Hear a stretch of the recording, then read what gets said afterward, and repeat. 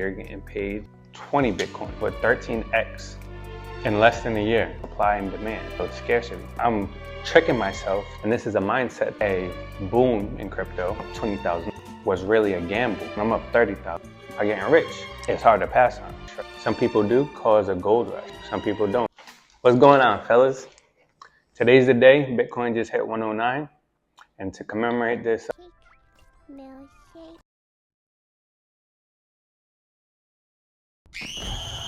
glorious day, I thought I would come on here and kind of explain my crypto philosophy for people who want like maybe a different perspective, or people that haven't really done anything with crypto, they're looking to get into it.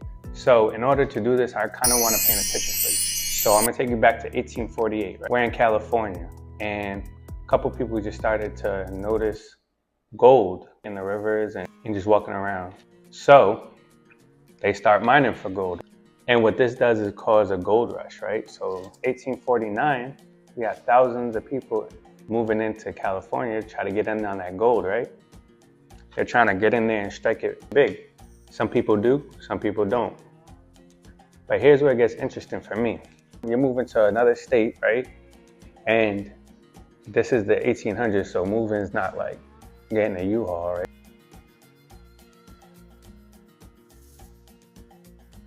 You packing up a wagon, probably to a donkey or something, a horse, and you're doing probably weeks and weeks of a journey across a country that's not paved. It's wild animals, there's people possibly rob you, right? And all in order to possibly go and find some gold in California. Like I said, some people found it, some people didn't. And the people that found it, they got rich. I don't know what happened to them, but good for them. But where I actually want to focus in on is, think about this.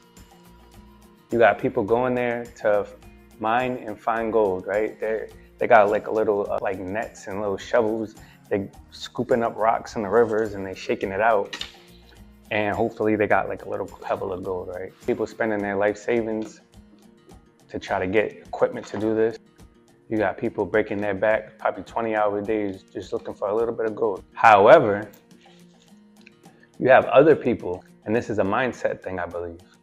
You have other people moving there, and what they're doing is they're setting up shop, but it's a different type of shop. They're going there, and they're bringing picks, shovels, strainers, maps, and they're setting up stores. So when all these people come in, they come and try to strike it big. If they don't got equipment or don't know where to try to look, then they're coming to these people that are setting up these stores. They're spending their money to buy the picks, the shovels, the axes, the maps, whatever else. And the people that own the stores are getting rich, but they're getting rich slowly, but more certainly, because they got the merchandise already. They're already selling it to the people that's coming, thousands and thousands of people that's coming in. Whereas the people that's coming in trying to strike it big and get the gold, they're just chancing it. They might get, if they do strike it, they might get more than the people that own the stores, but it's still a slim chance. So my philosophy is I'd rather have less return, right? With more, what I feel is security, rather than what's really a gamble. So how does that relate to crypto? All right, I'm about to explain it to you right now. So we're gonna fast forward a little bit, right, to 2017. You have the biggest crypto company or exchange is Binance, right? Now the thing about every exchange is they all have their own token. So the Binance exchange, their token is called BNB, right? So 2017, at one point, their token cost roughly $6, right? Now that same year, it balloons to $83. So that's over 13x in less than a year. So what happened? Dramatic pause. That's when crypto started taking off. So the philosophy and the strategy I'm implementing is crypto has cycles. Why? Because Bitcoin has cycles. They're called halving cycles. So basically what that is every 4 years, the amount of Bitcoin that is created per transaction is cut in half because there is only going to be 21 million Bitcoin in circulation. To create a Bitcoin, much like how you have to mine gold, you have to create Bitcoin. So to create Bitcoin, there is a series of very complicated equations done by computers, right? And basically whoever on the network finishes the equation first, they get whatever share of Bitcoin that is. In the beginning stages, if your computer was the one that finished it first and you got rewarded with the Bitcoin via mining, you might get 20 Bitcoin, right? This is early when it first came out, let's say. Then 4 years later, for that same type of transaction, you're only getting 10 Bitcoins. Then 4 years later, because they're trying to slow down the amount of Bitcoin they're introducing to the system, right? As they get closer to 21 million actually being created. So every 4 years, it cuts in half. That's what causes every 4 years a boom in crypto. Once it starts getting close to halving mark, because number one rule of economics is supply and demand. So as it cuts in half, people see that supply starting to dwindle down and they know, okay, well, there's only going to be 21 million and now each transaction is less. It starts to build scarcity. So I say all that to say this. The next run, people are going to buy Bitcoin and all the other altcoins again. So Bitcoin is like the main one, altcoins is everything else. So what happens is once it gets close to that 4 year Bitcoin pumps, people see it, then they feel like they missed out. So they say, well, if I buy another crypto, that's going to pump as much, if not more, than Bitcoin. So that's what I'm going to do if they don't buy the Bitcoin initially. Okay, so how does that work for us? Well, here's how. You have to buy these different cryptos through what's called exchanges, right? So we have Binance, we have Coinbase, we had FTX, but they was big old scam. And the one I'm going to be talking about is CRO or crypto.com. Not because I'm sponsored or I care where you buy your crypto from, just because that's the one I personally use. All right, boom. So my strategy in this next bull run is to accumulate CRO tokens. Why CRO tokens rather than anyone else? Well, what I was explaining to you is this. People are going to come and they're going to buy these different cryptos, but the CRO, aka Chronos coin, is directly linked to the exchange.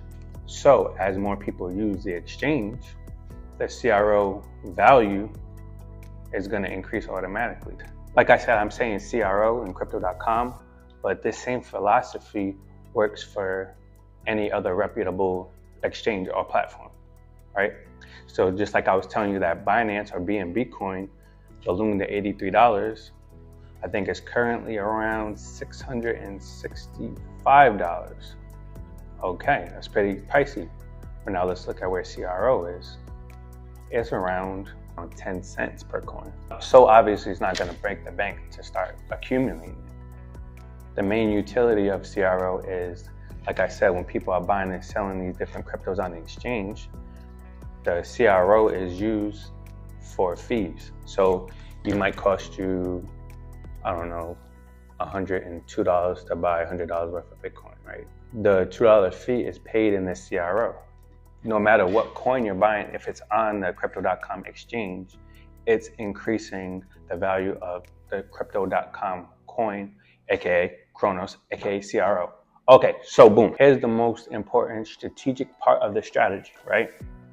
We're gonna talk about what's called staking, right?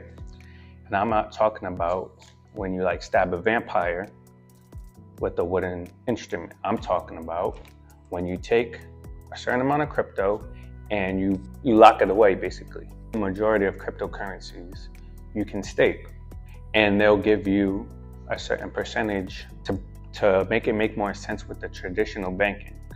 If you have a savings account, you get paid a certain amount of interest based on how much money you have in there. So if you have $1 million, a high yield savings account with like a 5% interest rate, then they would pay you $50,000 a year for them to have access to that $1 million.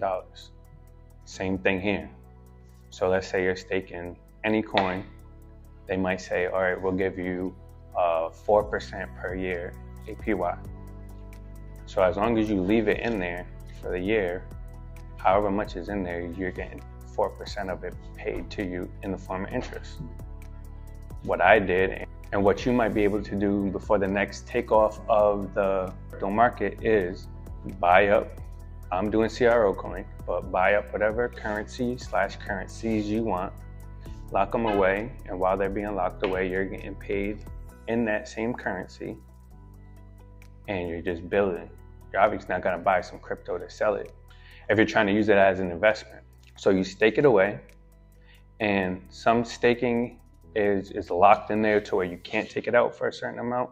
Then they have what's called flexibles. You can take it out whenever you want, like a high interest savings account, but they're gonna pay you less because you have the availability to take it out. What I'm doing is locking it in.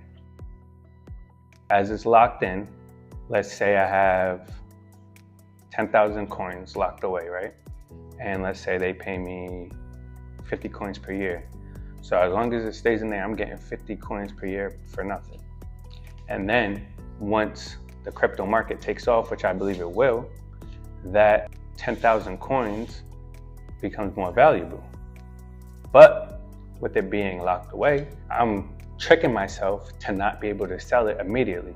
So if my money doubles in the span of a couple months, most people are going to want to sell. That's why there's not more Bitcoin millionaires, because if you're buying Bitcoin initially at $1, you have to be a special type of person to really hold it to $100,000. Because you looking at all these different checks. Oh, I'm up 20,000, I'm up 30,000, right? The average person is not going to be able to pass on that. So with it being locked away, I can't immediately sell it. That's the same way a lot of people would have sold BNB if it went from $6 to 83. Over 10x, it's hard to pass on. That might help people with the mentality of investing, right? Because it's hard to hold out. So here's a third part that I also enjoy about crypto.com. Like I said, I'm not sponsored. I'm just trying to get y'all up on some game. Their cash back on their card that they have, you're also paid in CRO coin. So if I use my crypto debit card and buy something, they'll send me cash back in the form of CRO coin that I can stake that away, aka reinvest that. I'm also what's called dripping or reinvesting my interest. So there's 3 different ways. I'm buying it initially, then I'm getting paid interest off staking it or locking it away from them. Then I'm getting paid off any regular everyday purchases I make with my crypto card. So I have 3 forms to stack CRO coin that are strategic and not breaking the bank, right? Because if I don't want to buy it anymore, I don't have to buy it. If I don't want to buy anything with my card, I don't have to buy anything with my card. So those 2 are like variable, but the interest I'm getting paid off the money is coming regardless, as long as it's locked away. And what crypto.com and these other platforms are supposed to do is they're taking your staked currency, whatever it is, and I just thought, perfect example how to break it down, right? So if you go to a store and you're using cash, right? The person at the cash register might have to give you change. So they obviously need cash in the register, right? That's similar to what you're doing, right? It's kind of like you're going to the cash register, AKA the platform, and you're saying, here, take my crypto, use it when you need it. It's still gonna be here at the end of the day. At the end of the day, the cashier has to count and make sure everything's good with the register, and then just pay me a little something. So it's like, so you're basically owning the cashier $1,000. At the end of the day, they count all the money. They say, okay, here's your $1,000 that you loaned me to do my transactions. Boom. And here's a little something for you, their interest. Don't spend it all in one place. So that's basically what staking is. You're just providing liquidity to the platform with your currency so that they can make sure all the transactions go smoothly because they have a certain amount locked up from all their customers that they have access to. What happened with FTX is obviously he was using that to be a goofy. That's a whole nother story. Now I want to preface this all by saying, which I probably should have started with, I'm not a financial advisor. I'm not your financial advisor. This is not even advice. I'm just telling you what I'm doing. And if you want to be like me, obviously you do.